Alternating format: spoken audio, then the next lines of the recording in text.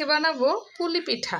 আর এই যে পুলি পিঠার জন্য আমি চালের গুঁড়ি নিয়েছি, এটা এখন সিদ্ধ করে নেব। সিদ্ধ করার জন্য এখানে একটা কড়াইতে আমি কিছুটা পরিমাণ পানি নিয়ে নিয়েছি। আর এখন এটা আমি চুলায় বসিয়ে দিচ্ছি আর চুলাটা ধরাই দিব। আর পানিতে দিয়ে দিচ্ছি কিছুটা পরিমাণ লবণ। আর চালের গুঁড়ার সাথে আমি এখানে এই যে কিছুটা ময়দা অ্যাড করব, যেন পিঠাটা একটু নরম হয়। অপেক্ষা করছি পানিটা ফুটে আসা পর্যন্ত। পানিটা এখানে ফুটে আসতেছে, এই যে বুটবুট হয়ে গেছে। আমি এর মধ্যে দিয়ে দিচ্ছি 2 কাপ চালের গুঁড়ো আর দিচ্ছি 1 কাপ ময়দা। আর আমি এটা এখন নাড়াচাড়া করব না, এটা আমি ঢাকনা দিয়ে 10-15 মিনিটের জন্য সিদ্ধ করে নেব। 15 মিনিট পরে চলে আসছি, দেখি কি অবস্থা। এই যে মনে হচ্ছে আমার আটাটা সিদ্ধ হয়ে গেছে। এখন এটা আমি একটু নাড়াচাড়া করে চুলা থেকে নামিয়ে নেব। এরপরে আমরা করব যে নারকেলের পুরটা, সেটা তৈরি করব। এটা হয়ে গেছে, আমরা এটা চুলা থেকে নামিয়ে নিচ্ছি।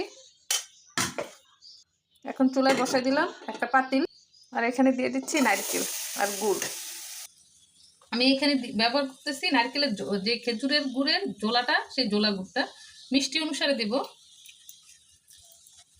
আমি কতটুকু মিষ্টি খাই সেই অনুপাতে মিষ্টিটা কম বেশি আপনারা দিতে পারেন। আমি এখানে মেপে দিচ্ছি না, বাস আমার মনে হচ্ছে আর লাগবে না।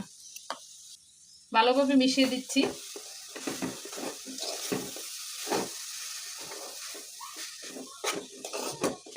নারকেলটা গুড়টা ভালো করে মিশিয়ে দিতে হবে। হ্যাঁ,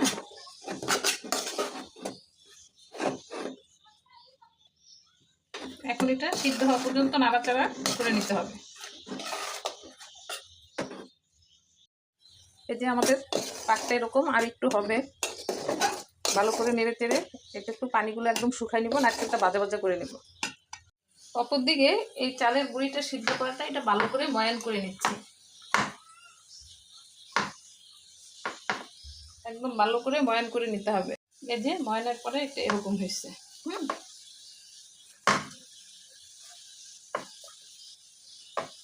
এখন এটা আমরা রুটির মতো বেলে নেব। এদিকে আমার নারকেলের পাকটো প্রায় হয়ে গেছে, পানিগুলো শুকিয়ে গেছে। এখন আমি এটাতে কিছুটা তিল ভাজা দিয়ে দিব। তিল ভাজাটা কি হয়, দিলে পুলি পিঠার মধ্যে কামড়ে কামড়ে সুন্দর একটা গ্রান আসে। তো আমি এখন সেটা দিয়ে দেব। তো দিয়ে দিচ্ছি আমি কিছুটা পরিমাণ তিল। এখানে আমি 3 টেবিল চামচের মতো আমি এখানে তিল ভাজা দিয়ে দিলাম। এখন এটা একটু আমি ভালো করে মিশিয়ে নেব।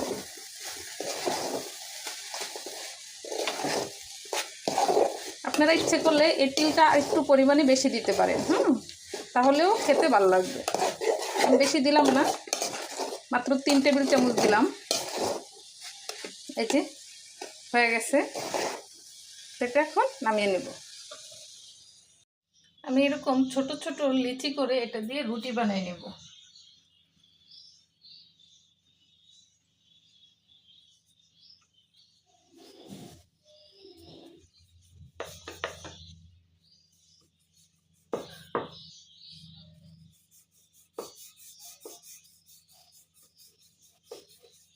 মনে হয় হয়ে গেছে, আর লাগবে না। আমি এরকম একটা খাজ নিয়েছি, আর এটার মধ্যে আমি এই সাইডগুলোতে একটু ভালো করে গুঁড়ি দিয়ে দিব, যেন আমার পিঠাটা না লেগে যায় এই সাইডে। তারপর আমি এটা বসিয়ে দিচ্ছি এরকম করে। তারপর আমি এখানে এই যে নারকেলের যে পুরটা রেডি করেছি সেটা দিয়ে দিচ্ছি। এখন এটা এই যে এইভাবে করে, এভাবে এটা দিয়ে এভাবে চাপ দিতে হবে।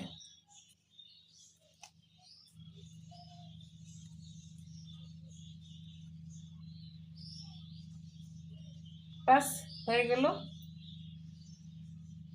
পুলি পিঠা। এখন আমি এভাবে সবগুলো তৈরি করে নেব। এটা আরেকভাবে তৈরি করা যায়, সেটা হচ্ছে হাতে, আমি সেটাও দেখাই দিচ্ছি।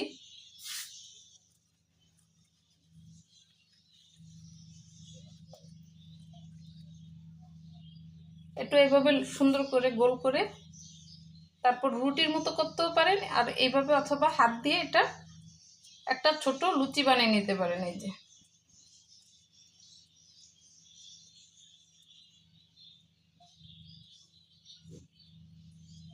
এই যে আমি একটু নিয়ে নিচ্ছি এভাবে বানিয়ে। এখন এটাতে যে আমি নারকেল দিয়ে দিচ্ছি, আর এটা সুন্দর করে এই মাথা থেকে এই মাথা এটা সুন্দর করে এভাবে আটকে দিতে হবে। আর এটা এইখান থেকে ডিজাইনটা শুরু করতে হবে, এই যেভাবে।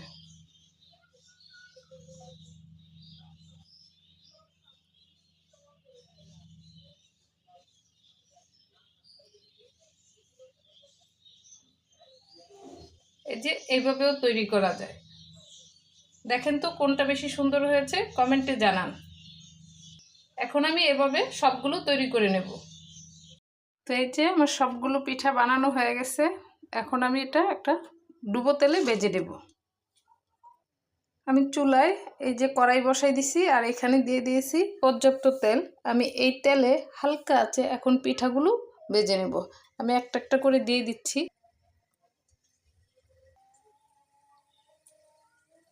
তেলটা বেশি গরম করব না, তাহলে পিঠাগুলো উপর দিয়ে একদম বেশি লালচে হয়ে পুড়ে যাবে, মসমসে হবে না। তো এই যে আমার সবগুলো পিঠা, এখন এগুলো হালকা আছে ভাজা হোক। এই যে আমি লাল করে পিঠাগুলো ভেজে নিয়েছি, এখন আমি এটা উঠিয়ে ফেলবো। বাস আমার পিঠা ভাজা এই যে এপিঠ উপিঠ দোনো পিঠ কমপ্লিট হয়ে গেছে সুন্দর মতো।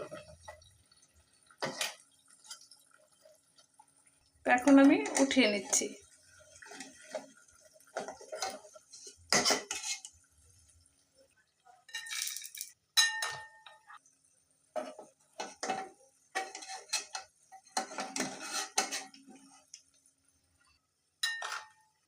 তো এই যে আমি একে একে সবগুলো এভাবে ভেজে নিই।